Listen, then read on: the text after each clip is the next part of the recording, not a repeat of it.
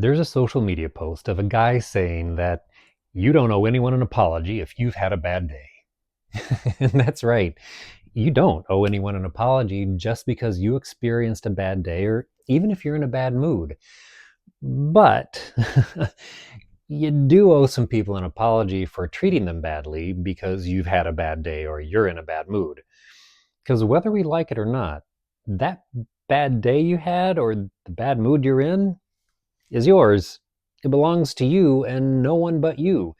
And that means that it's your responsibility. It's certainly not easy to keep yourself in check when everything inside and out has gone south.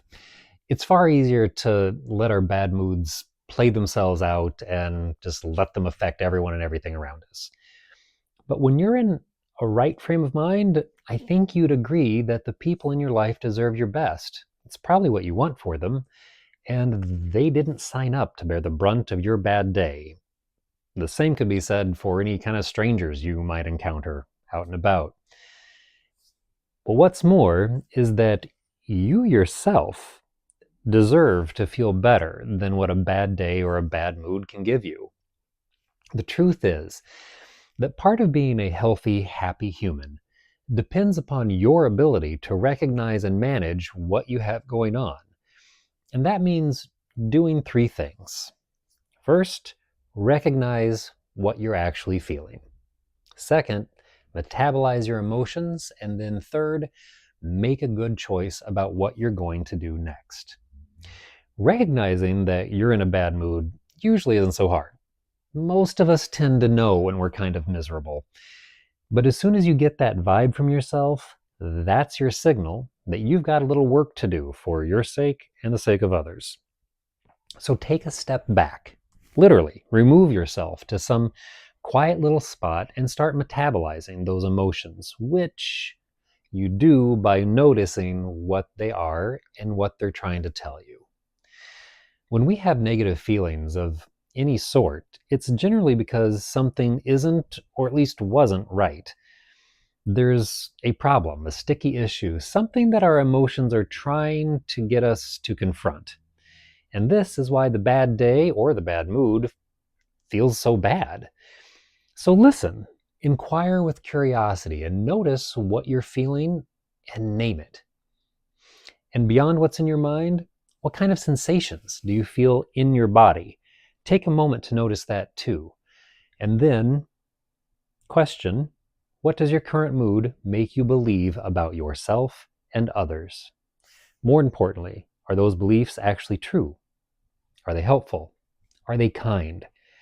You don't have to spend an hour meditating in the lotus position to do this. It just takes a moment, and often not much more than that. And then once you have an idea about what's going on for you and the things inside have settled a little bit, make some choices. Are there actionable steps that you can take to help ease your burdens? Are there things to do to fix the things that caused your bad mood or bad day? If those things are within your reach, then put a plan in place to take care of them. Sometimes just having a bit of a plan really helps to alleviate a lot of emotion. And beyond all that, beyond the more immediate or more practical concerns, what is a reasonably ideal mood that you would prefer to have? And what do you need in order to feel that mood? Similar to those beliefs we just talked about a moment ago, a great way to determine the kind of choices for your mood is to do what is true, helpful, and kind. And doing that can help you create another little plan to help you help your mood. All of this, of course, will help you be in charge of you instead of your bad mood being in charge of you, which is not so fun. It's really easy, but never helpful, to push a bad day or a bad mood onto someone else. Doing that never really helps you achieve your goals. It won't help you feel good about yourself, and it really won't help other people show you a lot of kindness. On the other hand, people who actively work to process and take ownership of their bad day or their bad mood, those folks always come out ahead, even if it's just a little bit. When you consistently take responsibility for your own feelings, you grow in your capacity to have agency with those feelings.